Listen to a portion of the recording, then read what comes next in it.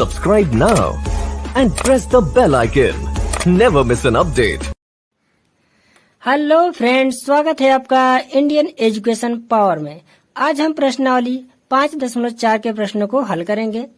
इसमें पहला प्रश्न लिखा गया है एपी 121, 117, 113 इसी प्रकार का कौन सा पद सबसे पहला ऋणात्मक पद होगा। इसमें संकेत भी दिया गया है, तो चलिए इसे नोट करते हुए हल करेंगे।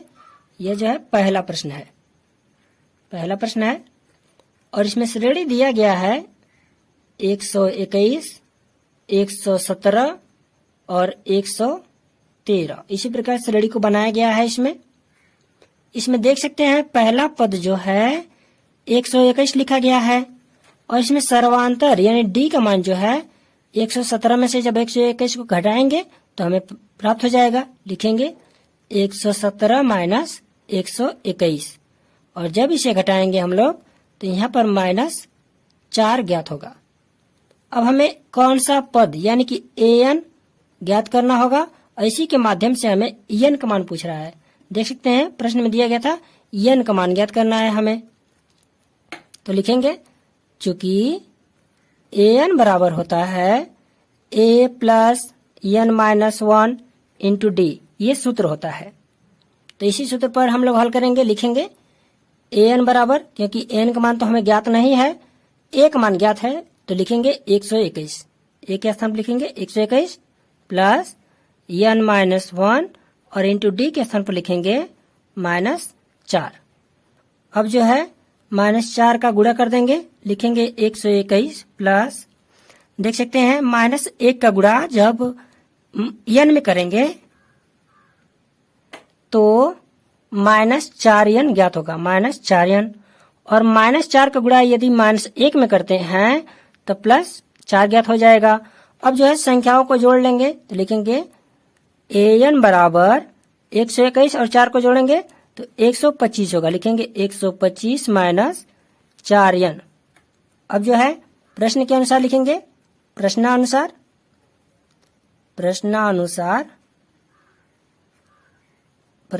जो है संकेत में दिया गया था। प्रश्नानुसार लिखेंगे कि an जो है छोटा है 0 से, प्रश्न में देख सकते हैं दिया गया था।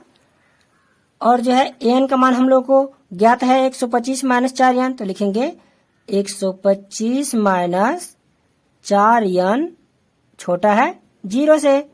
अब जो है 4n का पक्षांतर कर देंगे तो यह हो जाएगा 125 छोटा है 4n से। n का मान ज्ञात करना है हमें, तो 4 से भाग कर देंगे 125 में, तो लिखेंगे 125 बटे में 4 छोटा है किससे, n से। अब जो है 4 से भाग कर देते हैं 125 में, तो हमें 31 सही 1/4 ज्ञात होगा। इसे मैं दूसरे साइड यहाँ पर हल कर लेता हूँ। लिखेंगे इसके आगे 31 सही 1/4, यह छोटा है n से। अब कोई भी पद होता है तो वह दशमलव में या बट्टे में नहीं होता है, तो इसलिए 31 के स्थान पर हम लोग 32 लिख सकते हैं। तो लिखेंगे अतः n बराबर क्या लिखेंगे 32वां पद हो जाएगा। और यही जो है हम लोग का आंसर है जिसे ज्ञात करना था। लिखेंगे श्रेणी का 32वां पद सबसे पहला ऋणात्मक पद होगा। ऋणात्मक पद होगा। और यह प्रश्न लग चुका है। अब हम दूसरे प्रश्न को हल करेंगे। प्रश्न में लिखा गया है किसी एपी के तीसरे और 7वें पदों का योग 6 है और उनका गुणनफल 8 है। इस एपी के प्रथम 16 पदों का योग ज्ञात कीजिए। तो चलिए नोट करते हैं। यह जो है दूसरा प्रश्न है। प्रश्न के अनुसार लिखेंगे प्रथम शर्त से हम लोग जानते हैं कि किसी भी श्रेणी का तीसरा पद यानी कि A3 लिखते हैं और इसमें दिया गया है A3, जिसे लिख सकते हैं A प्लस 2D लिख सकते हैं चूंकि, और हमें जो है सातवां पद इसमें दिया गया है, सातवां पद लिखिए, तो सातवां पद को लिख सकते हैं A प्लस 6D यानी 6D। इसे हमेशा इसी प्रकार लिखा जाता है। अब जो है लिखेंगे प्रथम शर्त से, प्रथम शर्त से, क्योंकि इसमें दो शर्त हैं तो लिखेंगे प्रथम शर्त से। कह रहा था कि इन दोनों का योग जो है 6 है, तो लिखेंगे A3 प्लस A7 बराबर कितना 6, और A3 के स्थान पर लिखेंगे A प्लस 2D और A7 यानी कि सातवां पद जो है कितना है A प्लस 6D, तो लिखेंगे A प्लस 6D बराबर हो जाएगा 6। अब जो है कोष्टक को तोड़ लेंगे यानी कि सरल कर लेंगे, तो लिखेंगे A plus 2D plus A plus 6D बराबर 6। A का सजातीय पद A है तो इन दोनों को जोड़ लेंगे तो 2A ज्ञात होगा, और 6D और 2D को जोड़ेंगे तो हमें 8D ज्ञात हो जाएगा, बराबर लिखेंगे 6। देख सकते हैं सभी पदों में जो है 2 कॉमन है, तो दोनों पक्षों में 2 से भाग कर देंगे तो यह हो जाएगा A प्लस 4D बराबर 3। हमें जो है पहला समीकरण ज्ञात हो चुका है। अब जो है द्वितीय शर्त से हल करेंगे, लिखेंगे द्वितीय शर्त से, द्वितीय शर्त से, द्वितीय शर्त से प्रश्न में कह रहा था कि इन दोनों का गुणनफल जो है तीसरे और सातवें पदों का जो गुणनफल है वो 8 है, तो लिखेंगे A3 इंटू A7 बराबर कितना 8।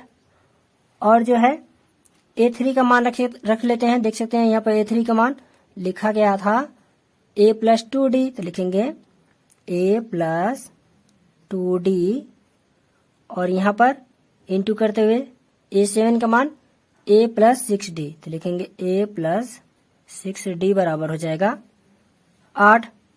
और यहाँ पर जो है हम लोग इसे यहीं पर हम लोग समीकरण 2 मान लेते हैं, गुणा नहीं करते हैं, छोड़ देते हैं, लिखेंगे समीकरण 2। अब यहाँ से प्रतिस्थापन विधि से हल करेंगे दोनों समीकरण को और A और D का मान ज्ञात करेंगे। लिखेंगे समीकरण 1 से, समीकरण 1 से, समीकरण 1 से हल करेंगे। देख सकते हैं यहाँ पर है A प्लस 4D माइनस 3 है, तो यहाँ पर A प्लस 4D माइनस बराबर 3 लिखा गया है।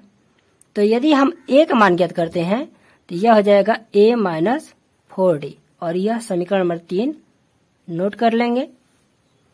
लिखेंगे A का मान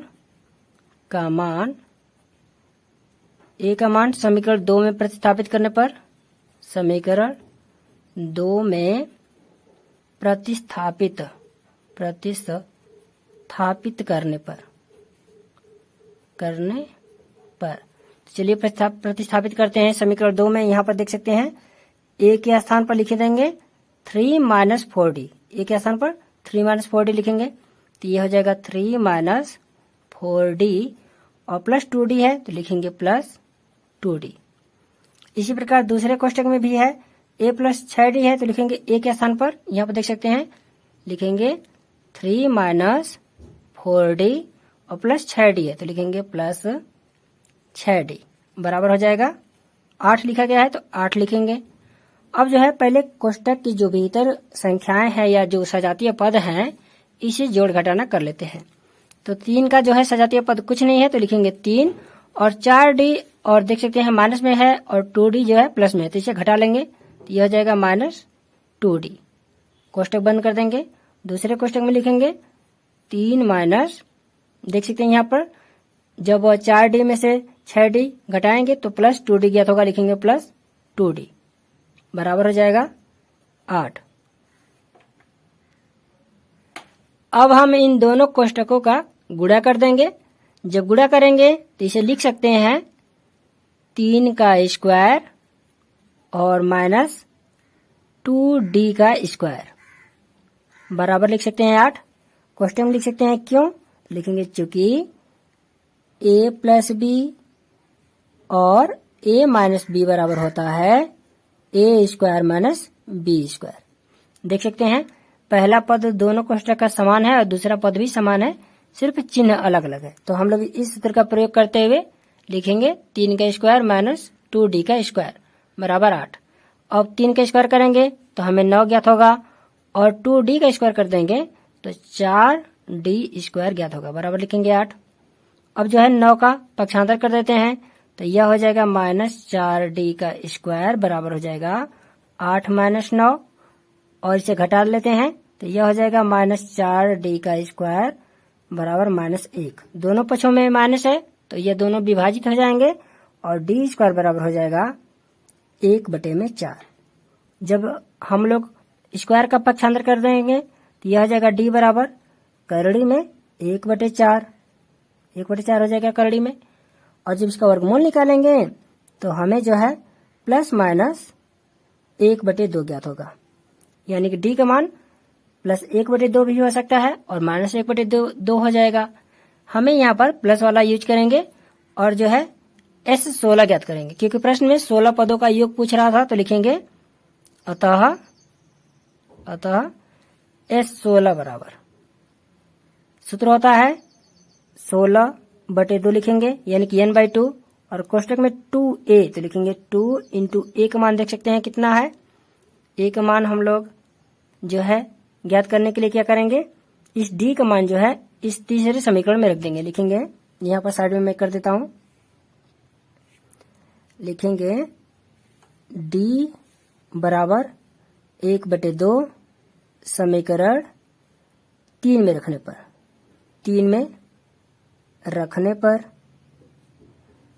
रखेंगे समीकरण 3 में d का मान। तो लिखेंगे a बराबर 3 माइनस 4 इंटू 1/2 और जब देख सकते हैं 2 को 4 से विभाजित कर देंगे तो यह हो जाएगा 3 माइनस 2 यानी कि 1।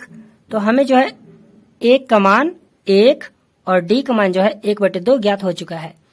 इन्हीं दोनों का मान जो है इस सूत्र में रखेंगे। तो 2a होता है सूत्र में, तो a के स्थान पर लिखेंगे 1 प्लस n-1 तो लिखेंगे 16 माइनस 1 इंटू d के स्थान पर लिखेंगे 1/2 और इसे हल करेंगे। जब इसे हल करेंगे तो यह हो जाएगा, देख सकते हैं 16 में 2 से भाग करेंगे तो हो जाएगा 8 और इसमें 2 का 1 का गुणा कर देंगे तो 2 प्लस 16 में से हम लोग घटा लेंगे 1 को तो हो जाएगा 15 और गुणे लिखेंगे 1/2। अब जो है हम यहाँ पर 15 का गुणा कर देंगे 1/2 में तो यह हो जाएगा 8 कोष्टक में 2 प्लस 15/2। जब इसे हल करेंगे तो लिखेंगे 8 और कोष्टक में 2 प्लस 15/2। जब इसे हल करेंगे तो हम लोग तो यह हो जाएगा 19/2 तो लिखेंगे 19/2। और जब इसे 8 को 2 से विभाजित कर देंगे तो 4 हो जाएगा और इसी में 4 का गुणा कर देंगे 19 में तो यहाँ पर हमें 72 ज्ञात हो जाएगा। लिखेंगे 72 यानी कि S16 का मान जो है 72 प्राप्त हुआ है। तो हमें आंसर प्राप्त हो चुका है। 16 पदों का योग जो होगा 72 होगा। तो लिखेंगे AP के 16 पदों का योग जिसे S16 भी कहते हैं, कोष्टक में ऐसे लिख सकते हैं बराबर कितना 72। आपको नोट्स बनाना है तो पहले इसको यहाँ तक नोट करना है, उसके बाद इसको नोट करते हुए आपको यहाँ तक आना है और d का मान ज्ञात करने के बाद आपको पहले इसे नोट करना होगा। इसे नोट करने के बाद तो ही इसे नोट कीजिएगा। अब हम तीसरे प्रश्न को हल करेंगे। प्रश्न में लिखा गया है एक सीढ़ी के क्रमागत डंडे परस्पर 25 सेंटीमीटर की दूरी पर हैं। आकृति में देख सकते हैं दिया गया है डंडों की लंबाई एक समान रूप से घटती जाती है तथा सबसे निचले डंडे की लंबाई 45 सेंटीमीटर है और सबसे ऊपर वाले डंडे की लंबाई 25 सेंटीमीटर है। यदि ऊपरी और निचले डंडे के बीच की दूरी 2 मीटर है तो डंडे को बनाने के लिए लकड़ी को कितनी लंबाई की आवश्यकता होगी। संकेत दिया गया है, तो सबसे पहले इसे नोट करते हुए लिखेंगे। यह जो है तीसरा प्रश्न है, और यह जो है जो आकृति थी उस आकृति को भी हम लोग बना लेते हैं। यहाँ पर एक स्केल की मदद से आकृति को बना लेंगे। इस प्रकार इसमें बना लेते हैं। एक सीढ़ी जैसी आकृति बना लेंगे। चलिए इसे मैं बना चुका हूँ, देख सकते हैं। और सबसे ऊपरी एक हम लोग डंडे का चित्र बनाएंगे जो कितना है 25 सेंटीमीटर लिखेंगे। 25 सेंटीमीटर प्रश्न में दिया गया था। और यहाँ पर जो है नीचे जो डंडा है, सबसे निचला जो डंडा है वह है 45 सेंटीमीटर। 45 सेंटीमीटर। इसी प्रकार जो है इसमें डंडे लगे हुए हैं,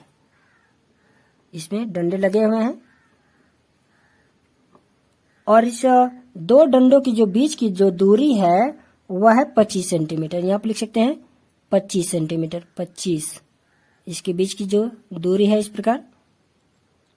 और इस 25 सेंटीमीटर और 45 सेंटीमीटर की जो बीच की दूरी है वह जो है 2:1/2 मीटर लिखा गया है। यहाँ पर जो दो डंडों के बीच की जो दूरी है वह है 2:1/2 मीटर। तो किसी प्रश्न में मीटर में यदि प्रश्न दिया गया हो तो उसे पहले सेंटीमीटर में बदल लेना चाहिए, क्योंकि सभी 3 पद इसमें सेंटीमीटर में है, देख सकते हैं। और चौथा पद जो है मीटर में है। तो जब 3 पद सेंटीमीटर में है तो चौथे पद को भी हम लोग सेंटीमीटर में बदल लेंगे। तो चलिए लिखते हैं। लिखेंगे ऊपरी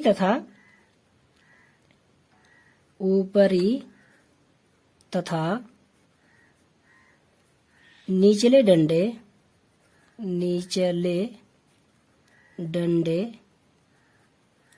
के बीच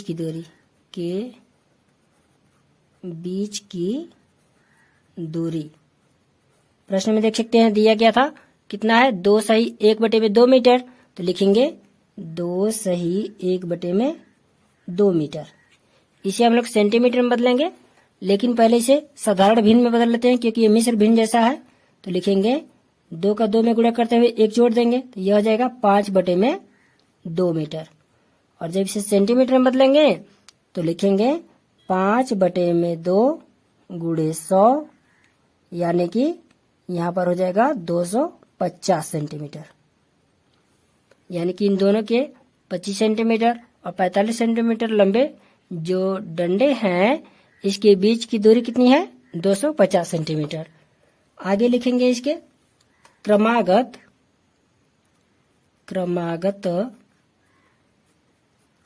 दो डंडों के बीच की दूरी,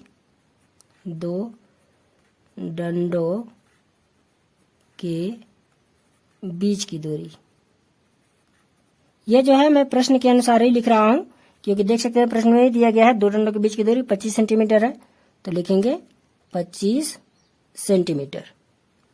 अब जो है लिखेंगे, इसलिए संकेत के अनुसार, संकेत में दिया गया था डंडों की संख्या, लिखेंगे डंडों की संख्या बराबर लिखेंगे 250/25 + 1, यानी कि जब इसे हल करेंगे हम लोग तो यह हो जाएगा 10 + 1 यानी कि 11। डंडों की संख्या कितनी है इसमें 11 है। अब इसे लिखेंगे पहले डंडे की लंबाई,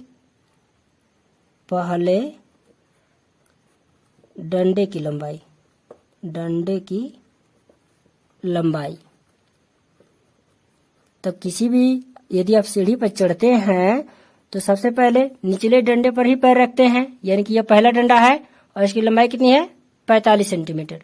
तो लिखेंगे 45 सेंटीमीटर, यह जो है पहला है और यह जो है अंतिम डंडा हो जाएगा, यानी कि 11वां डंडा, क्योंकि 11 ही डंडे हैं इसमें सीढ़ी में।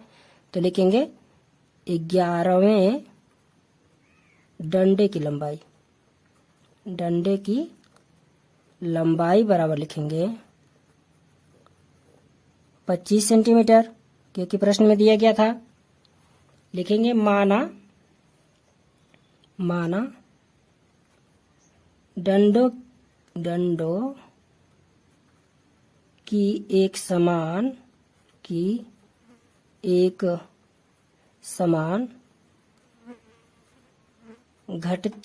घटने वाली संख्या लिख सकते हैं, घटने वाली लंबाई भी लिख सकते हैं, घटने वाली लंबाई लिख लेते हैं, घटने वाली लंबाई बराबर लिखेंगे d, यह मान लेते हैं। तो इस प्रकार जो है हमें श्रेणी ज्ञात हो सकती है, लिखेंगे इसलिए सभी डंडों की कुल लंबाई, सभी डंडों की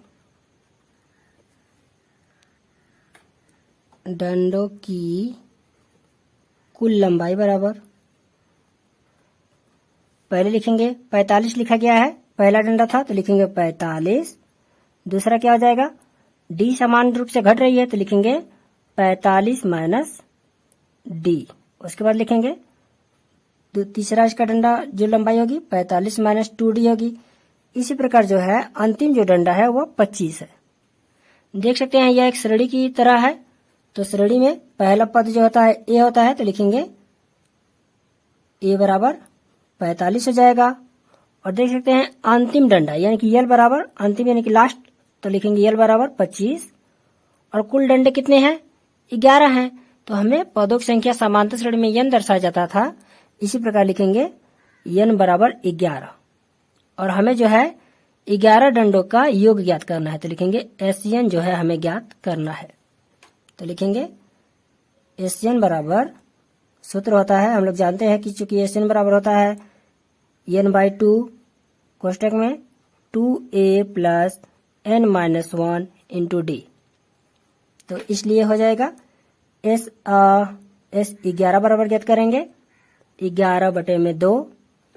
इसमें एक और सूत्र होता है, इतना बराबर होता है n/2 और कोष्टक में होता है a प्लस l। तो हमें जो है इन दोनों सूत्रों में से कोई भी सूत्र यूज करना है, प्रयोग कर सकते हैं, लेकिन प्रॉब्लम यह है कि इस श्रेणी में हमें d का मान ज्ञात नहीं है, देख सकते हैं, तो हमें इस सूत्र का प्रयोग न करते हुए दूसरे सूत्र का प्रयोग करना होगा। तो इस दूसरे सूत्र का प्रयोग करेंगे तो लिखेंगे n/2, तो n का मान देख सकते हैं 11/2 हो जाएगा, कोष्टक में लिखेंगे a प्लस l, एक मतलब पहला पद तो लिखेंगे 45 और प्लस l यानी कि लास्ट पद तो लिखेंगे 25। अब इसे हम लोग हल करेंगे, तो हल करते हुए लिखेंगे 11/2 कोष्टक में इन दोनों पदों को जोड़ लेते हैं 45 और 25 को, तो यह हो जाएगा 70, और जब इसे हल करेंगे तो हो जाएगा 11 गुणे 35 हो जाएगा। अब जो है इन दोनों का हमें कर देना है गुणा, तो चलिए इन दोनों का जब गुणा करेंगे तो हमें 385 सेंटीमीटर ज्ञात हो जाएगा, लिखेंगे 385। ये जो है SN का मान ज्ञात हो चुका है तो लिखेंगे अतः प्रश्न में पूछ रहा था जो उसे लिखेंगे डंडों की कुल लंबाई, प्रयुक्त लकड़ी की लंबाई लिख सकते हैं, प्रयुक्त कुल लकड़ी की लंबाई, लकड़ी रहेगा, लकड़ी इसे कट कर देता हूं, लकड़ी की लंबाई बराबर लिखेंगे, हम लोग का आंसर आया था 385 तो लिखेंगे 385 सेंटीमीटर, और यह प्रश्न लग चुका है। अब हम चौथे प्रश्न को हल करेंगे। प्रश्न में लिखा गया है एक पंक्ति के मकानों को क्रमागत रूप से संख्या 1 से 49 तक अंकित किया गया है। दर्शाइए कि x का एक ऐसा मान है कि x से अंकित मकान से पहले के मकानों की संख्याओं का योग उसके बाद वाले मकानों की संख्याओं के योग के बराबर है। x का मान ज्ञात कीजिए। यहाँ पर संकेत दिया गया है, अब हम लोग इसे नोट करते हुए हल करेंगे। यह जो है चौथा प्रश्न है। लिखेंगे सबसे पहले हमें ज्ञात है, हमें ज्ञात है, क्या ज्ञात है उसे नोट कर लेते हैं। मकानों की क्रमागत संख्या लिखेंगे, मकानों की संख्या बराबर मकानों की संख्या बराबर लिखेंगे, क्रमागत है 1 2 3 4, इसी प्रकार जो है 49 तक जो है मकानों की संख्या है। इसके नीचे लिखेंगे, देख सकते हैं यह एक समांतर श्रेणी में है, तो लिखेंगे ए बराबर लिख लेंगे 1, डी बराबर ज्ञात कर लेते हैं, तो 2 में से 1 घटाएंगे तो हमें जो है 1 प्राप्त होगा, तो लिख लेंगे 1। और इसमें n जो है टोटल संख्याएं हैं, तो लिखेंगे n का मान जो है 49 होगा, क्योंकि 49 संख्याएं हैं इसमें। लिखेंगे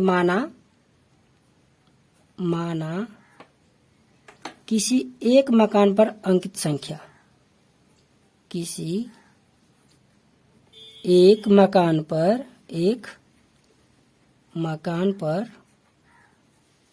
अंकित संख्या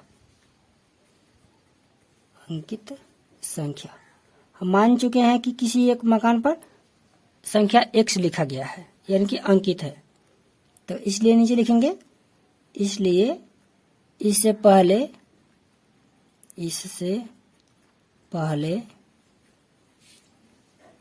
वाले मकान पर लिखेंगे, मकान पर अंकित संख्या बराबर हो जाएगा, अंकित संख्या बराबर हो जाएगा x माइनस 1, क्योंकि 1 घट जाएगा। इसी प्रकार लिखेंगे दूसरे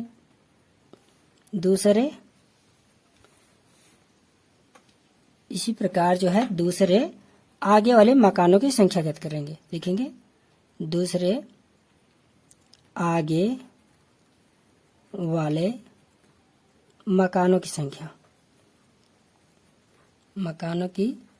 संख्या बराबर हो जाएगा 49 माइनस x। अब जो है लिखेंगे इसके नीचे मकान का जो नंबर था, मकान नंबर तो x माने थे हम लोग, तो लिखेंगे मकान नंबर x से पहले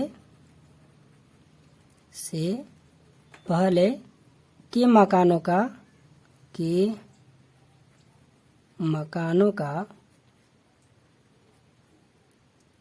मकानों की लिख लेते हैं, मकानों की संख्याओं का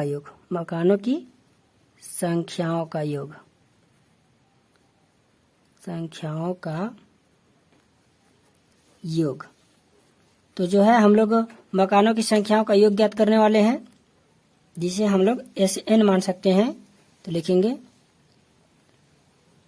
S x माइनस 1, क्योंकि देख सकते हैं पहले वाले मकानों पर जो अंकित संख्या थी वो क्या थी, x माइनस 1 थी, इसलिए x माइनस 1 जो है ज्ञात करेंगे। तो लिखेंगे बराबर x माइनस 1 बटे में 2, क्योंकि n/2 होता है सूत्र, इसीलिए लिखेंगे n के स्थान पर x माइनस 1। तो ये हो गया, कोष्टक में लिखेंगे 2a, यानी कि 2 इंटू a के स्थान पर देख सकते हैं 1 है, तो लिखेंगे 1, उसके बाद प्लस लिखेंगे n के स्थान पर मान देख सकते हैं क्या है, x माइनस 1 है, तो लिखेंगे x माइनस 1, और माइनस 1 होता है, और लिखेंगे इंटू d, तो d का मान 1 है, तो लिखेंगे 1। अब इसे हल करेंगे तो यह हो जाएगा x माइनस 1 बटे में 2, और बड़े कोष्टक में 2 का गुणा कर देते हैं 1 में, तो 2 हो जाएगा। और यहाँ पर देख सकते हैं जब इस कोष्टक का गुणा करेंगे, इस कोष्टक का हम लोग तोड़ेंगे, सरलीकरण कर देंगे, तो यह हो जाएगा x माइनस 1 माइनस 1। इसे हल करते हुए आगे लिखेंगे x माइनस 1/2, और बड़े कोष्टक में सजातीय पदों को जोड़ लेंगे। देख सकते हैं 2 यहाँ पर है प्लस x और -1 और -1 को जोड़ देंगे तो -2 ज्ञात हो जाएगा। -2 जो है +2 से जब घटाएंगे हम लोग तो यह जो है कट जाएगा। तो लिखेंगे बराबर लिखते हैं x -1/2 और यहाँ देख सकते हैं यह जो है -2 में से 2 घटा देंगे तो हमें 0 प्राप्त होगा, तो इसलिए इसे ऐसे कट कर देंगे। यानी कि हमें इनटू जो है x प्राप्त हुआ है। अब जो है x का गुणा कर देंगे तो यह हो जाएगा x² माइनस x बटे में 2। अब तक हम लोगों ने x जो यहाँ पर बीच में कहीं पर भी हम लोगों ने x माने थे, जहाँ वो मकान नंबर था उसे पहले के मकान संख्याओं का योग ज्ञात किए थे। अब जो है इसके बाद जो मकान है उनका हम लोग योग ज्ञात करेंगे। तो लिखेंगे इसे हल करते हुए मकान संख्या x से आगे, मकान संख्या x से आगे यहाँ पर लिख देता हूँ मकान संख्या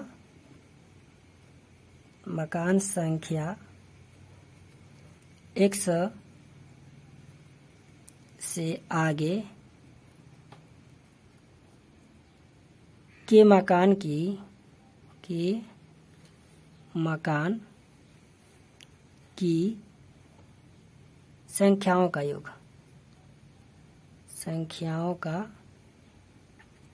योग, ज्ञात करने वाले हैं। अब हम लोग का योग, तो इसका भी हम लोग ज्ञात करते हैं। तो इसके बाद यदि हम लोग मकान संख्या यदि ज्ञात करते हैं तो वह होगा, जो श्रेणी प्राप्त हो जाएगी वह होगा, श्रेणी हमें x+1 होगा, x+1 होगा, फिर x+2 हो जाएगा, x+3 होगा। इसी प्रकार जो है कहाँ तक चलेगा, या 49 तक चलेगा। तो लिखेंगे 49।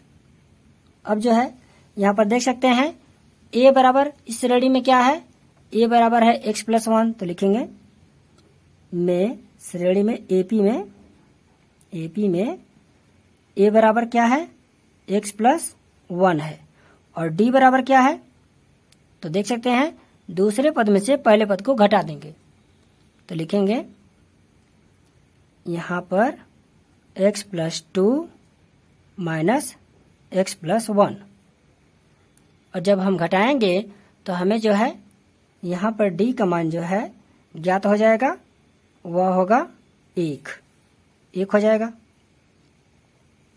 और जो देख सकते हैं इस श्रेणी में अंतिम पद क्या लिखा गया है, यल यानी कि लास्ट पद कहते हैं, यल से प्रदर्शित करते हैं और अंतिम पद लिखा गया है 49। तो लिखेंगे यल बराबर 49। अब इस श्रेणी का हम लोग योग ज्ञात करेंगे। इसे मैं इस साइड ज्ञात कर देता हूं, जिससे आप लोग एक नोट्स भी तैयार कर सकते हैं। तो चलिए लिखते हैं, लिखेंगे s कोष्टक में लिख देता हूं यहाँ पर छोटा सा 49 माइनस x बराबर लिखेंगे n/2 होता है सूत्र। n के स्थान पर देख सकते हैं 49 माइनस x लिखा गया है। तो लिखेंगे 49 माइनस x बटे में 2 कोष्टक में 2a और a के स्थान पर क्या है, सूत्र जो होता है यदि लास्ट पद पता होता है तो a+l भी कर सकते हैं। तो यहाँ पर देख सकते हैं हमें a यानी प्रथम पद और अंतिम पद ज्ञात है। तो लिख सकते हैं डायरेक्ट सूत्र a+l और a के स्थान पर लिखेंगे x+1 और जो है l के स्थान पर हम लोग लिख सकते हैं 49। तो चलिए लिखते हैं यहाँ पर 49 प्लस करके इस प्रकार, और जब इसे हल करेंगे तो यह हो जाएगा 49 माइनस x बटे में 2 और यहाँ पर देख सकते हैं जब कोष्टक को हम लोग हल करेंगे तो यह हो जाएगा x+1 प्लस 49 यानी कि 49 माइनस x बटे में 2 और कोष्टक में हो जाएगा x+50 हो जाएगा। यहाँ तक तो हम लोग कर चुके हैं। अब इसका गुणा हम लोग करेंगे, x का गुणा इन दोनों कोष्टक का गुणा करेंगे। तो इस पहले पद का गुणा यदि x में करते हैं तो पहले पद का गुणा करेंगे तो यह हो जाएगा 49 माइनस एक्स इंटू एक्स बटे में 2, और इसी का गुणा यदि हम 50 में करते हैं तो यह हो जाएगा 50 कोष्टक में 49 माइनस एक्स बटे में 2। अब जो है 2 से 50 में भाग कर सकते हैं तो भाग करेंगे और यहाँ पर x का गुणा भी कर देंगे तो यह हो जाएगा 49 x बटे में 2, और यहाँ पर हो जाएगा माइनस एक्स स्क्वायर बटे में 2 प्लस लिखेंगे, और यहाँ पर देख सकते हैं 2 से भाग कर देंगे तो यह हो जाएगा 25, और 25 का गुणा 49 में कर देंगे तो लिखेंगे 25 गुणे 49 माइनस यहाँ पर 25x भी लिख सकते हैं तो लिखेंगे 25x। अब जो है देख सकते हैं यह x वाला पद है और यह भी x का पद है, दोनों सजातीय पद हैं, तो इन दोनों पदों को हम लोग घटा लेंगे क्योंकि यह प्लस में है और यह जो है माइनस में है। तो जब इन दोनों को घटाएंगे हम लोग तो इसे लिखेंगे 49x बटे में 2 minus 25x minus x square बटे 2 प्लस 25 गुणे 49।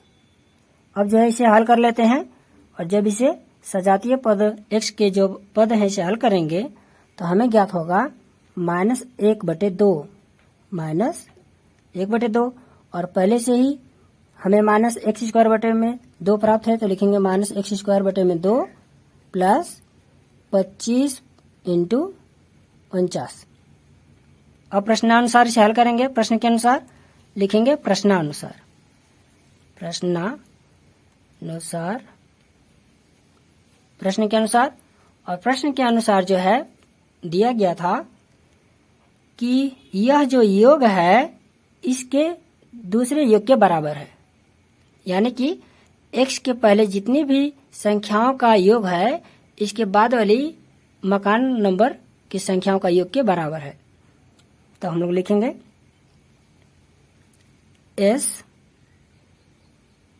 x माइनस 1 बराबर लिखेंगे s 49 माइनस एक्स, और यहाँ देख सकते हैं इसका मान हम लोग हल कर चुके हैं यहाँ पर एक्स स्क्वायर माइनस एक्स बटे 2, और इसे भी हम लोग हल कर चुके हैं तो इसे लिखेंगे minus x by 2 minus x square बटे 2 प्लस 25 गुणे 49। अब जो है इसके जब पक्षांतर करेंगे इन दोनों का तो ये दोनों जो है प्लस में हो जाएंगे तो लिखेंगे एक्स स्क्वायर माइनस एक्स बटे 2, और यह प्लस में हो जाएंगे दोनों तो ये हो जाएगा प्लस एक्स बटे 2 प्लस एक्स स्क्वायर बटे 2 और बराबर 25 गुणे 49 लिख लेंगे। इसे आगे हल करेंगे, देख सकते हैं दोनों का हर समान है तो इसे हल करेंगे तो बहुत ही आसानी से हल हो जाएगा।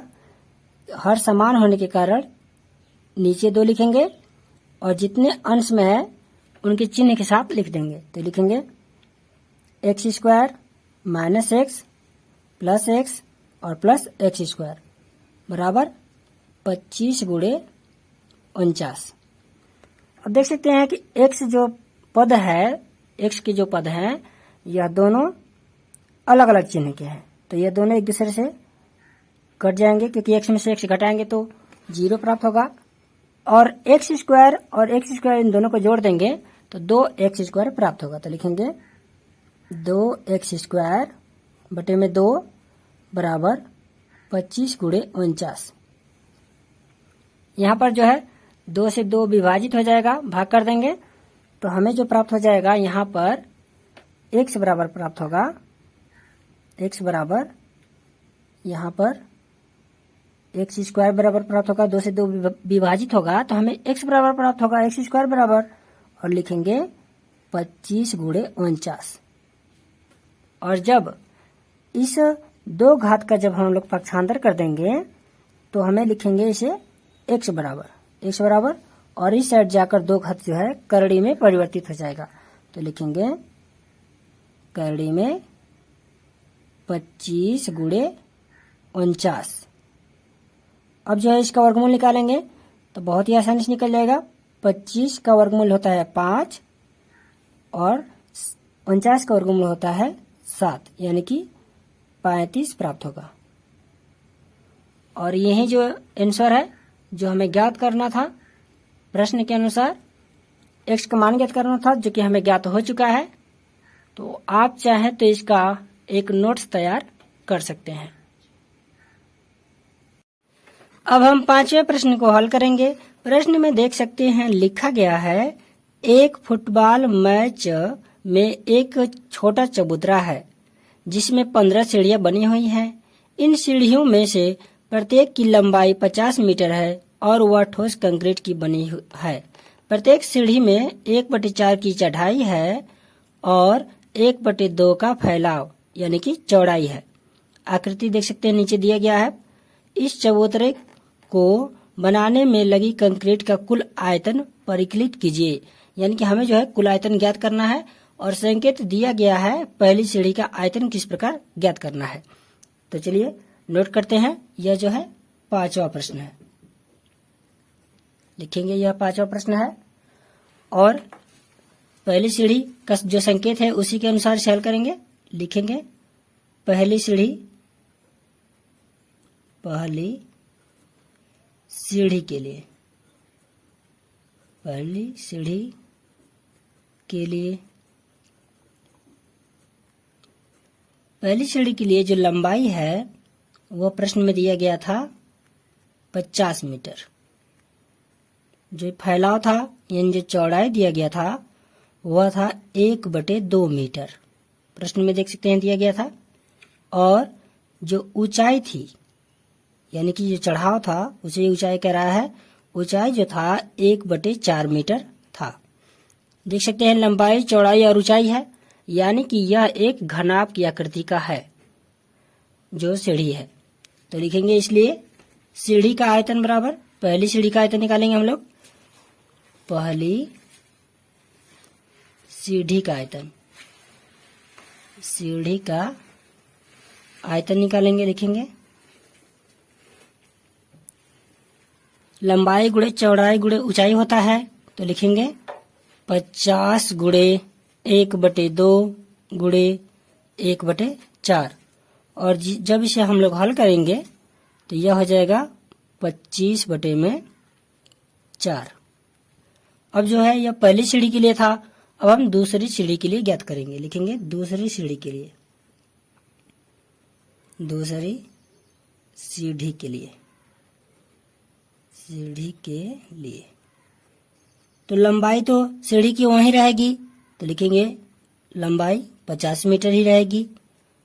और जो है चौड़ाई, चौड़ाई जो है सीढ़ी की वहीं रहती है। सीढ़ी पर आप लोग चढ़े होंगे तो जानते होंगे कि प्रत्येक सीढ़ी की जो लंबाई और चौड़ाई होती है सेम होती है, बस ऊंचाई जो है बदलती रहती है, जिसके वजह से हम लोग छत पे पहुंच जाते हैं। तो चौड़ाई जो होगी 1/2 मीटर ही होगी। और इसकी ऊंचाई, ऊंचाई जो है 1/4 तो पहले थी और इसमें 1/4 जो है और जुड़ जाएगी, यानी कि हमें जो ज्ञात हो जाएगा 2/4, अर्थात हमें 1/2 ज्ञात हो जाएगा। तो लिखेंगे इसलिए दूसरी सीढ़ी की आयतन, दूसरी सीढ़ी का आयतन, आयतन बराबर लिखेंगे लंबाई यानी कि 50 गुणे चौड़ाई यानी कि 1/2 और ऊंचाई, ऊंचाई यानी कि लिख देंगे 1/2। और जब इसे हल करेंगे तो इसे हम लोग लिख सकते हैं 25/4 गुणे 2। अब जो है तीसरी सीढ़ी के लिए ज्ञात करेंगे। तीसरी सीढ़ी के लिए लिखेंगे तीसरी सीढ़ी के लिए, सीढ़ी के लिए तो लंबाई वही रहेगा 50 मीटर ही, चौड़ाई भी वही रहेगा 1/2 मीटर, लेकिन ऊंचाई जो है अब दूसरी सीढ़ी के मुकाबले 1/4 और बढ़ जाएगा, यानी कि दूसरी सीढ़ी में 1/2 था, तो इसमें 1/4 और जोड़ देंगे, यानी कि यह हो जाएगा हम लोगों का, जब इसे हल करेंगे तो हो जाएगा 3 में यहाँ पर 4। अब जो है इसका आयतन निकालेंगे, लिखेंगे, इसलिए तीसरी सीढ़ी का आयतन, तीसरी सीढ़ी का आयतन बराबर लिखेंगे 50 गुणे 1/2 गुणे 3/4, और जब इसे हल करेंगे तो हमें प्राप्त हो जाएगा 25/4 गुणे 3। देख सकते हैं पहली सीढ़ी में सिर्फ 25/4 यानी कि इसे गुणे 1 भी लिख सकते हैं। दूसरी सीढ़ी के लिए आयतन जो था 25/4 था, लेकिन दूसरी सीढ़ी के लिए था, इसलिए 2 का गुणा कर दिया है। तीसरी सीढ़ी में 3 का गुणा कर दिया है। इसी प्रकार हम लोग 15वीं सीढ़ी का ज्ञात करेंगे, तो लिखेंगे 15वीं सीढ़ी का आयतन बराबर लिखते हैं डायरेक्ट, यह हो जाएगा 25/4 और 15वीं है इसलिए लिखेंगे गुणे 15। यह जो है एक श्रेणी के रूप में ज्ञात हो सकता है। लिखेंगे सीढ़ी में प्रयुक्त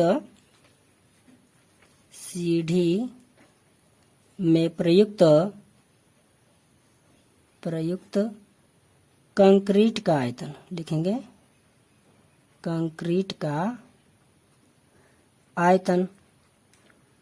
तो जब हम लोगों को सीढ़ी में प्रयुक्त कंक्रीट का आयतन ज्ञात करना है तो सभी सीढ़ियों के आयतन को जोड़ देना होगा, यानी कि पहली सीढ़ी देख सकते हैं लिखा गया है 25/4 गुणे 1, और दूसरा जो सीढ़ी था उसे भी जोड़ देंगे, तो वह है 25/4 गुणे 2। तीसरा जो सीढ़ी है 25/4 गुणे 3, और इसी प्रकार जो है 15वीं जो सीढ़ी है वह है 25/4 गुणे 15।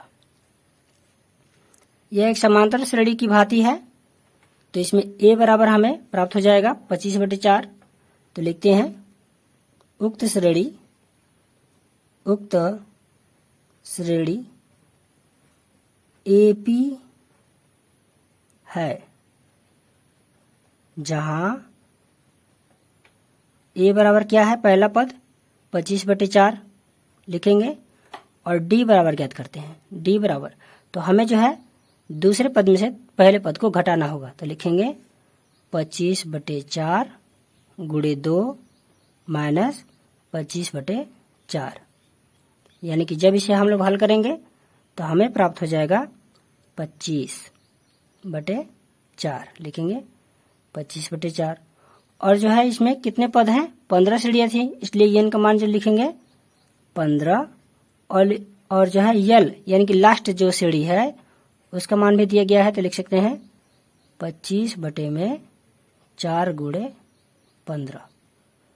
अब जो है हम लोगों को कंक्रीट में उपयुक्त सीढ़ियों का आयतन ज्ञात करना है, तो लिखेंगे, इसलिए S15 बराबर लिखेंगे, सूत्र होता है, लिखेंगे S15 बराबर सूत्र होता है n/2, तो n के स्थान पर 15 है तो लिखेंगे 15/2, और कोष्टक में होता है a प्लस l, तो a यानी प्रथम पद देख सकते हैं 25/4 है तो लिखेंगे 25/4, और प्लस l यानी कि लास्ट पद देख सकते हैं कितना है 25/4 गुणे 15, तो लिखेंगे 25/4 गुणे 15।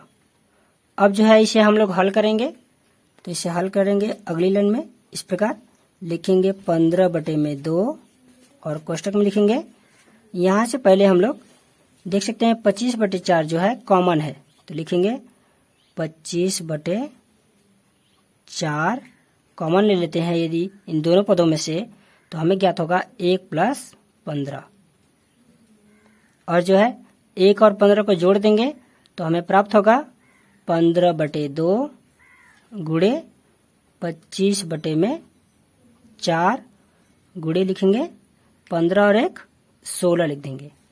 अब जो है 2 का गुणा कर देंगे हम लोग 4 में तो 8 होगा और 8 से 16 को विभाजित कर देंगे तो हमें ज्ञात हो जाएगा 15 गुणे 25 गुणे 2 और जब इन तीनों का गुणा करेंगे तो हमें 750 ज्ञात हो जाएगा। अब जो है नीचे लिखेंगे अतः कंक्रीट का आयतन बराबर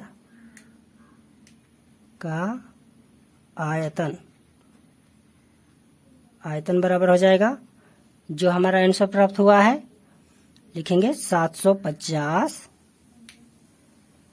और यह जो है सभी जो बीमाएं थी वो मीटर में था इसलिए हमें आयतन का जो बीमा होगा यानी कि मात्रक होगा इसे लिखेंगे घन मीटर यानी कि 750 घन मीटर आंसर प्राप्त होगा।